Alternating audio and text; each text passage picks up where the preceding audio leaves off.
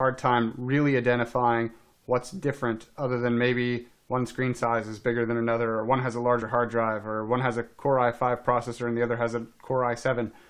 But every once in a while, I get the chance to see a notebook that really combines all the features that I would personally want in a notebook computer, and then I get really excited.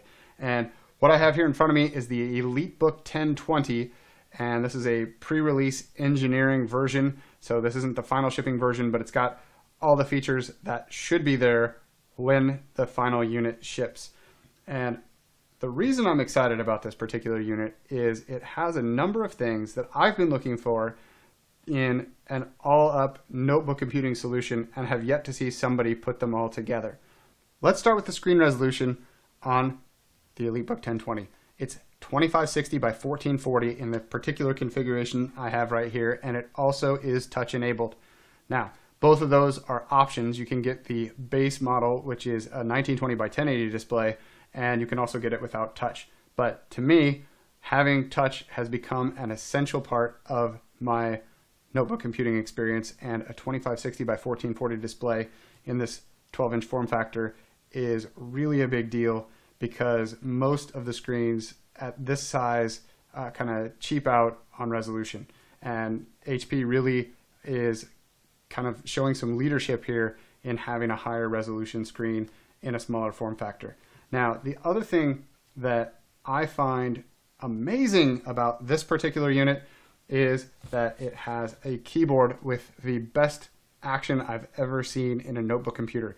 I could type on this all day long and not wish for a attachment keyboard, which normally any notebook computer that I have, as soon as I sit down at a desk, I am switching over to an external keyboard because I can type so much faster and the keys feel mushy. And this one, the keys have a response that I would expect from a desktop keyboard, and that really impresses me.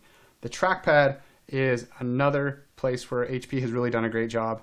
This trackpad is one of the first trackpads I've felt on a notebook computer that really responded to multi-touch gestures in the way that I would personally expect. Other people have preferences about their own trackpads, but this particular one is the first one that I've truly been happy with as a trackpad. So those three factors together, screen resolution, the keyboard, and the trackpad, all add up to a pretty awesome combination of things. And then they've stepped it up a notch, because this is one of the first EliteBooks and probably one of the first computers in the notebook space to ship with a Broadwell processor in it, which is the latest generation of the Intel Core line of processors. It's got a Core i5, but again, the Broadwell processor, which is a 14 nanometer processor, which is even smaller than the previous generation and uses less power, but still gives you all the performance that you would want. Also, there's an SSD drive in here.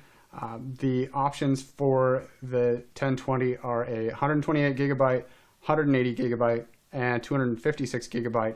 And depending on which model you get, you can get one of those three hard drive configurations inside.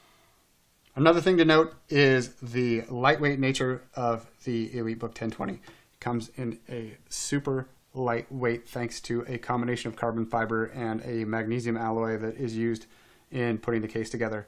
And those two things add up to something that is actually pretty durable. I've scuffed this accidentally on things a couple times already, like sticking it in a laptop bag, and I'm prone to do that anytime I'm traveling. I'm packing up fairly quickly, and stuff gets moved around. And so far I haven't actually been able to note that there's any kind of marks on the case from my doing that.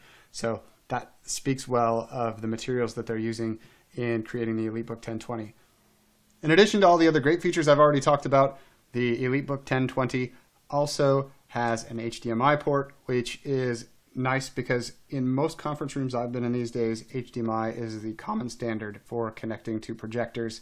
No longer are we seeing VGA everywhere. And there is a micro SD slot, which allows you to extend beyond the storage capacity of the hard drive, or swap cards in and out from your smartphone if you want to do that, and really kind of adds a whole nice level of versatility to being able to add more storage. And you don't see that in every laptop in this particular class. Now, if I had one single complaint, and it's a small one, but I don't want you to think I've gone all fanboy on the EliteBook 1020. It's that it should have more USB ports. There is one USB port here between the HDMI port and the micro SD slot, and then there's another one over on the other side. One final note is that I've noticed that this particular unit does really great in standby. It comes out of standby very quickly and also seems to maintain battery levels without draining a whole lot in the background, probably thanks to having an SSD drive inside, and maybe that new Broadwell processor is making a difference as well. But that's another nice thing, because I tend to not turn my laptop off very often in between things, and so not wasting battery when it's riding around in my bag can be a very important feature as well.